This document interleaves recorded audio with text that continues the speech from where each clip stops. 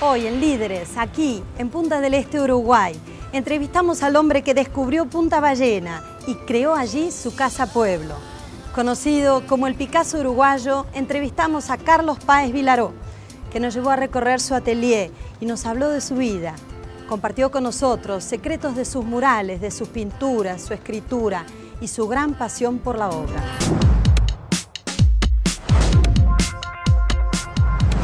Carlos Páez Vilaró, gracias por recibirnos en su atelier, el corazón de Casa Pueblo. A mí me resulta más que un honor, un homenaje que haya venido a Buenos Aires a mi casa. ¿Sabes? Como estoy tan vinculado a la Argentina que hasta me siento, siempre lo digo, pintor del medio del río, porque estoy dividiendo mi actividad artística entre Uruguay y Argentina, sobre todo en el Tigre, que soy un apasionado de esa región. Justamente este año le prometí al intendente Sergio Massa de que vamos a hacer una exposición que yo quiero volver a hacer en homenaje a Rafael Esquirro, el gran crítico argentino. ¿Cuándo empezó su pasión por el arte? Inicialmente mis primeros dibujos recuerdo haberlos hecho en una estancia de un tío mío, una estancia de Lombú, se llamaba, del tío Pepo, que fueron como temas del campo. Después, radicado en la Argentina, ahí encontré el arte de los grandes dibujantes, Mantiola, Lino Palacios, Divito, Salinas, y ahí entonces yo quise ser como ellos. A los 20 años usted se va a Buenos Aires y trabaja en una fábrica de fósforos, poniendo cabecitas en los fósforos. Todos los uruguayos que vamos a la Argentina sabemos que los argentinos nos adoran, que no nos van a dejar caer y que nos van a ayudar a crecer. Hay cientos de uruguayos amigos míos, incluso más notorios, como Víctor Hugo Morales, como, bueno, todos, Carlitos Percivales, Berugo Carambro, son todos uruguayos, que van a la Argentina a probarse y la Argentina le abre las puertas mágicamente. Así que cuando llegué a la Argentina, en aquel momento, con una valijita, deseando realizarme, siempre quería saber qué pasaba en el Buenos Aires de Carlos Gardel, y ahí logré entonces llegar a Avellaneda, toqué el primer timbre, las puertas se abrieron mágicamente, como yo te digo, y entré a trabajar en una fábrica, que era una fábrica de fósforos, que se llamaba Mantero y Balsa. Yo le ponía las cabecitas a los fósforos de verdad, y cuando alguien fumaba en la calle, me gustaba decir, ese cigarrillo lo estoy prendiendo yo. Después fue vendedor de velas. La misma compañía tenía un anexo que fabricaba las velas ranchera y rancherita. Uno de los vendedores de Córdoba, que se llamaba García Rubianes, me acuerdo perfectamente, se enfermó y me pidieron, como yo era joven y me gustaba andar, si yo me animaba a suplantarlo durante 30 días. Y ahí partí en un tren de carga, partí hacia Córdoba a vender velas en todos los almacenes, las velas ranchera y rancherita. Yo ayer justamente recordaba el versito que escribí para vender más velas, que decía, en el campo, en el camino, en el rancho, en la tapera, todo buen gaucho argentino consume velas rancheras. Así que con ese versito yo lograba convencer a los puesteros a que me compraran una gruesa de velas.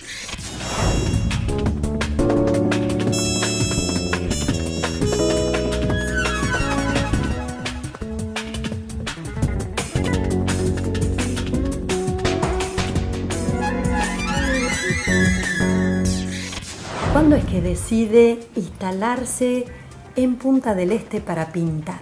Allá por la zona del Conrad, donde comenzó a crear una especie de rancho, como usted le decía. Yo tenía donde yo hoy está el Hotel Conrad, existía en un gran descampado una torre que se llamaba la Torre de la Pastora, un molino deshabitado de aspas que estaba custodiado solamente por las gaviotas. Era totalmente desierto. En la década del 50 yo vivía en esa torre, me había facilitado el gobierno, y de vez en cuando recibía la visita no solamente de algunos amigos que se atrevían a cruzar el descampado, sino también del circo criollo, que venía con los balatineros, con los payasos, con sus animales todos cicatrizados, o bien con los gitanos. Así que fueron años muy lindos, años muy emocionantes porque recién empezaba a crecer Punta del Este. Yo lo veía desperezarse desde las casas con techos de teja colorada a tratar de ganar altura, como hoy que realmente llegás a Punta del Este y encontrás una frontera de concreto. ¿Por qué es que se va de esa ubicación? En un momento dado el gobierno permite la instalación de una radio política o de carácter político.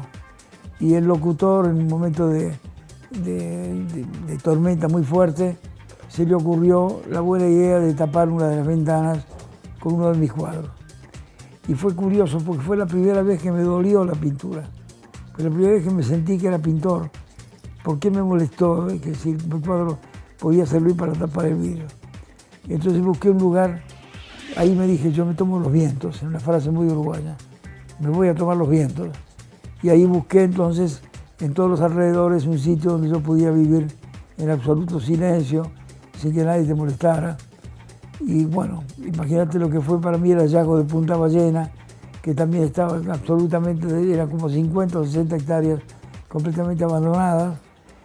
Y ahí yo me di cuenta que con la emoción que sentí como el hombre que pisa la luna, me sentí realmente como un descubridor.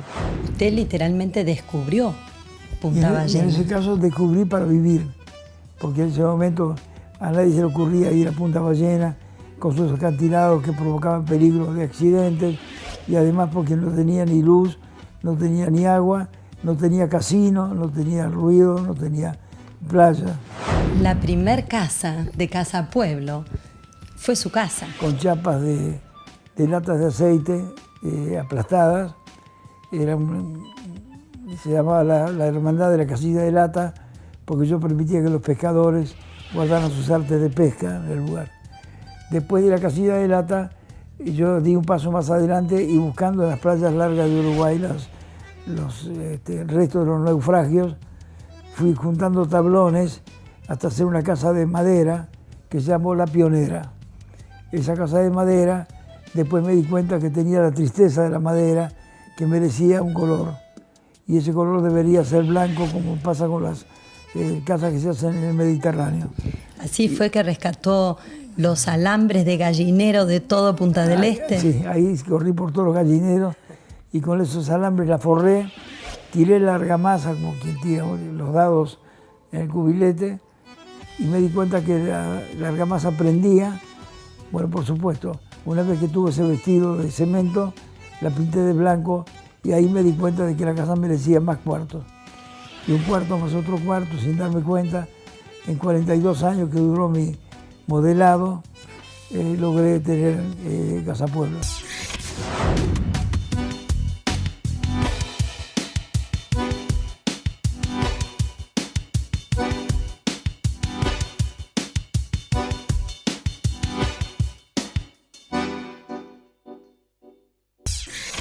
¿Cómo define la arquitectura de Casa Pueblo, que es una magia o justamente, tal vez la palabra magia es la que la define? Quizás se llama atrevimiento, porque yo no soy arquitecto, pido perdón siempre a la arquitectura por esa libertad de hornero, digo yo. La arquitectura de Casa Pueblo para mí es como un nido de hornero, es como un horno de pan, es el lugar donde yo habito, vivo, pinto y recibo a mis amigos. Usted menciona el sol, el mar, la figura de las mujeres también, tiene una presencia muy fuerte en su obra. ¿Qué es el mar y el sol en su vida? Primero diría que es la mujer, ¿no? Y se merece estar adelante que el mar y el sol. Pero creo que en el caso mío, por ejemplo, tengo una mujer maravillosa, Annette Loisen, quizás porque es alemana, sabe lo que es organizar o administrar mi pasión, porque yo no sé decir que no a nada. O sea que todo lo que estás viendo acá se sostiene porque hay una mujer atrás. Y esa mujer se llama Annette, a la cual yo todos los días de mi vida le agradezco, como también agradezco a quienes me acompañaron en otras vidas y en otros momentos. ¿Cuál es su mirada del Uruguay en este momento, dado que tiene un nuevo presidente? Yo creo que el Uruguay está muy bien encauzado. Creo muchísimo en el presidente Mujica, lo he votado con placer. Yo he sido de origen herrerista yo nací, pues en este país nací en Blanco, Colorado, nací de Peñarol Nacional. En Uruguay pasan esas cosas. Así que yo nací herrerista. Aún me duele el día que me agarró el brazo cuando iba en un ómnibus parlante haciendo política. Pero hoy en día me siento muy feliz de haber votado primero a Tabaré Vázquez, un médico extraordinario que dedicó su vida también a la política, y un hombre que transita en el medio de la muerte porque él es oncólogo y que dejó en su trayectoria solamente un aplauso.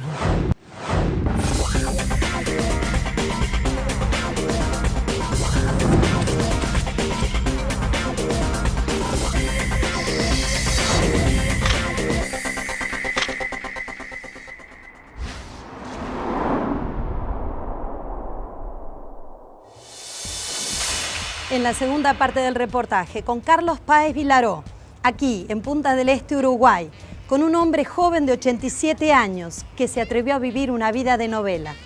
Se escapó de que lo fusilen en el Congo y buscó sin cesar a su hijo Carlitos por toda la cordillera tras el accidente de los Andes. Pintó mujeres, negros y muchos atardeceres, pero su gran secreto en la vida fue superar los obstáculos y atreverse a vivir cada día como una Navidad.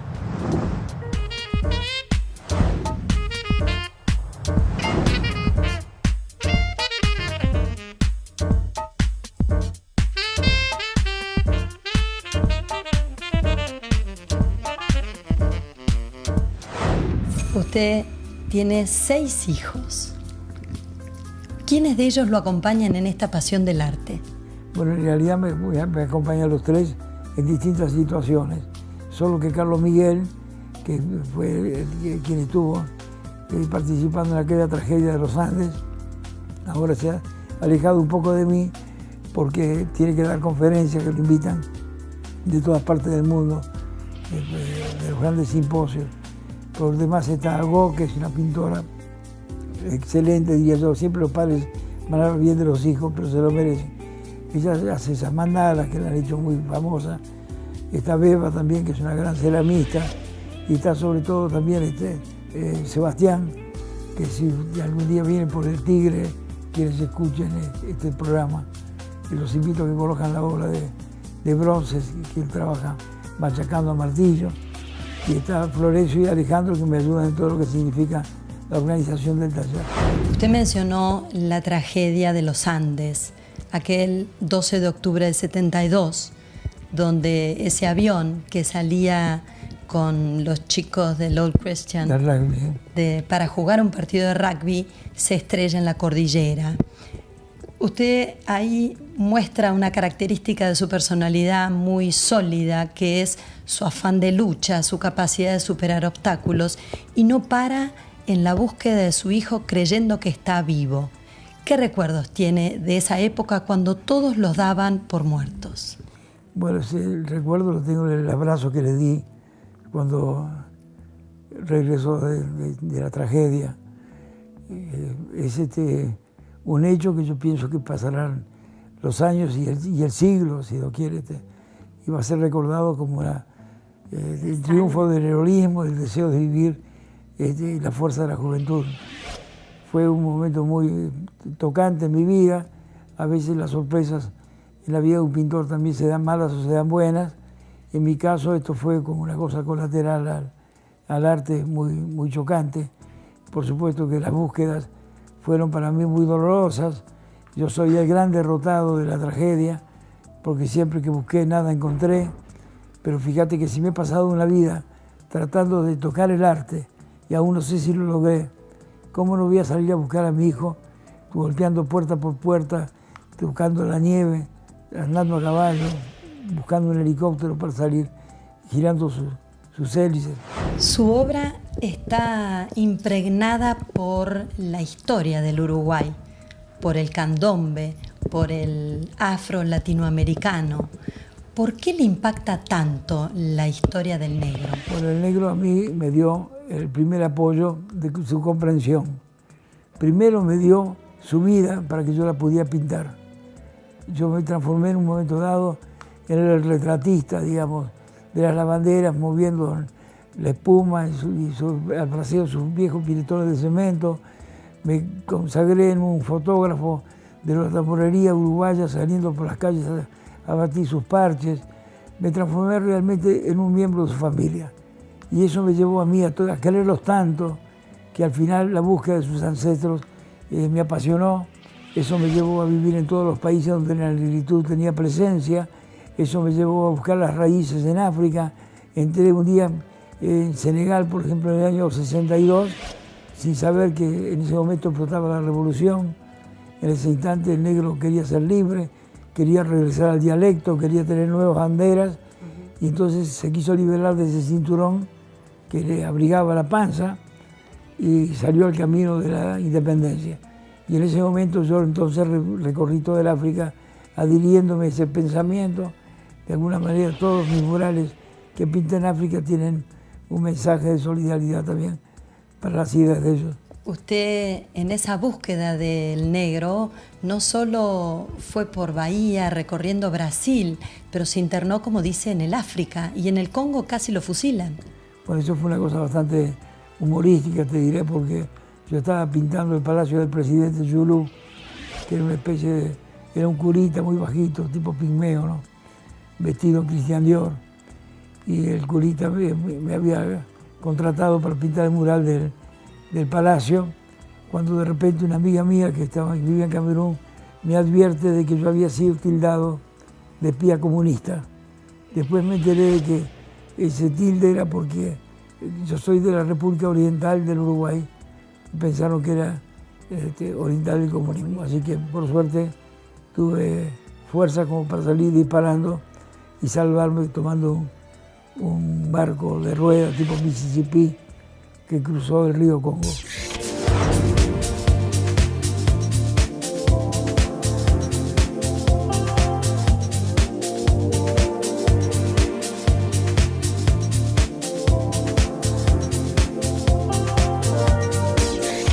¿Cuánto se inspiró en la pintura de Figari? La pintura de Figari fue la iniciación. Yo quería ser Figari desde los inicios. Vi los primeros cuadros que me mostró la hija Delia Figari, y al abrirme la ventana, el ventanal de toda esa obra, yo me di cuenta de que yo podía ser como el padre, muy vanidoso. En ese momento, yo fanfarrón dije, yo al viejo le voy a ganar, porque yo lo pinto de la realidad y él lo pintó del recuerdo. Ahora, en ese afán de perseguir a los grandes maestros del arte, usted también estuvo mucho tiempo esperando una entrevista con Picasso. Para mí era como un símbolo inaccesible y, por supuesto, escorpiano como soy, con esa tosudez, traté de tocar el timbre y que se abrieran, como en Avellaneda, que se abrieran las puertas. Y en ese abrazo que él me dio y en las palabras que me dio de confianza y de estímulo, sin darse cuenta, transformó mi vida en la pintura, en una entrega total de la pintura. ¿Tuvo oportunidad de conocerlo a Dalí? Tuve oportunidad de conocerlo a Salvador Dalí, primero en París, después en Nueva York. Tengo una anécdota simpática con él porque vivíamos en el mismo hotel en Nueva York, y un día de tormenta lo veo llegar en un remis. Y yo entonces, como sé que tenía dificultades para bajar del remis, me acerqué, le abrí la puerta y le dije a don Salvador, le doy una ayudita. Y llovía copiosamente. Y Gala, la mujer, era muy celosa, casi me pega un paraguaso y me dice, no lo toque, no lo toque. Usted es un artista reconocido internacionalmente que ha tenido la oportunidad de pintar murales, de dejar su obra impresa en los aviones, en los vehículos de la policía. ¿Cuál es el mensaje que usted intenta transmitir desde su arte? Bueno, yo te digo que desde muy joven entendía de que la pintura se escapaba del cuadro, que no era solamente el arte que se podía adquirir si tú tenías dinero, sino que el arte había que acercarlo a la frente del pueblo. Fue por eso que yo empecé a pintar murales para lo general, para que la pintura mía por lo menos la disfrutara el policía, el dueño del edificio o el portero. ¿Cuáles definiría o cuáles serían las principales enseñanzas que usted pudiera compartir, ya que tanto le gusta la generación joven con los más jóvenes? El obstáculo es mi mayor estímulo, eso es una. no ceder ante el obstáculo. Segundo, el intento es más importante que el hallazgo. Hay que intentar. Zambullirse en el océano sin saber nadar. Después otra cosa que yo siempre aconsejo es hacer un acto de Navidad por día. Mientras puedo divulgo esa frase, porque creo que no hay cosa más linda que ayudar, regalar, acercarte a la gente, abrazar.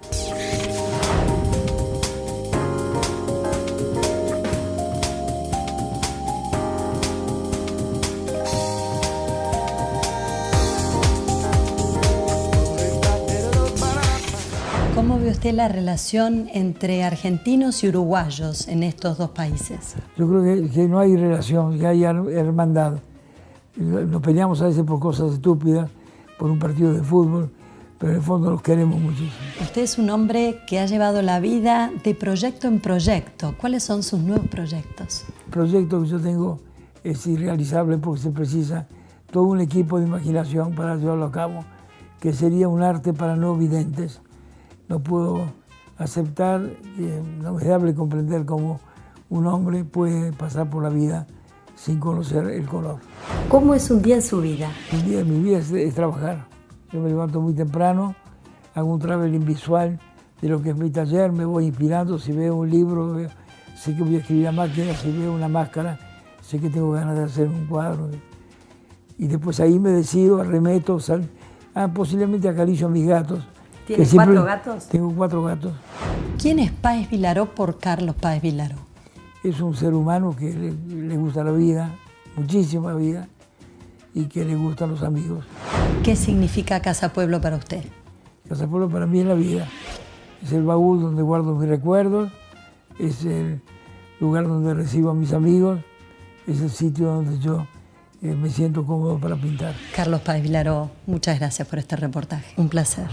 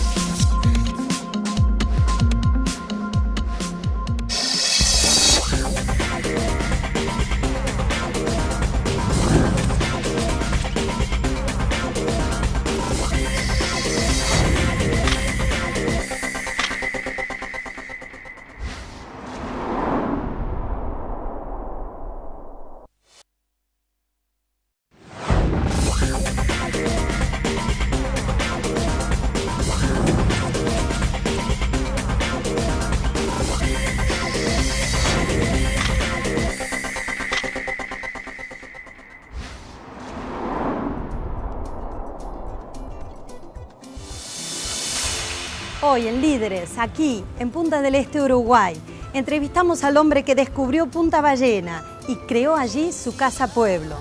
Conocido como el Picasso uruguayo, entrevistamos a Carlos Páez Vilaró. Que no nos van a dejar caer y que nos van a ayudar a crecer.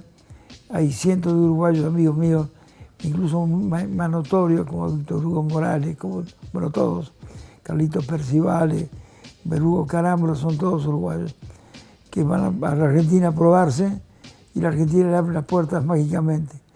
Así que cuando llegué a la Argentina, en aquel momento, con una valijita, deseando realizarme, siempre quería saber qué pasaba en el Buenos Aires de Carlos Gardel. De ahí.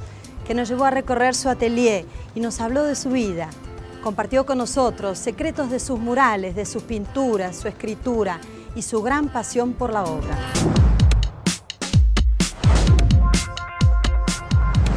Carlos Páez Vilaró, gracias por recibirnos en su atelier, el corazón de Casa Pueblo. A mí me resulta más que un honor, un homenaje que haya venido Buenos Aires a mi casa. ¿Sabes? Estoy tan vinculado a la Argentina que hasta me siento, siempre lo digo, pintor del medio de la estancia de Lombú, se llamaba, del tío Pepo, que fueron como temas del campo. Después radicado en la Argentina, Ahí encontré el arte de los grandes dibujantes, Mantiola, Lino Palacios, Di Vito, Salinas, y ahí entonces yo quise ser como ellos.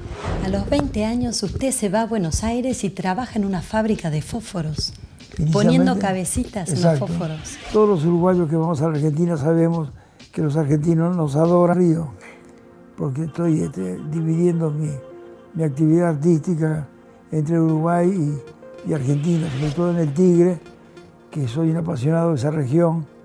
Justamente este año le prometí al intendente Sergio Massa de que vamos a hacer una exposición que yo quiero volver a hacer en homenaje a Rafael Esquirro, el gran crítico argentino. ¿Cuándo empezó su pasión por el arte? Inicialmente mis primeros dibujos recuerdo haberlos hecho en una estancia de un tío mío.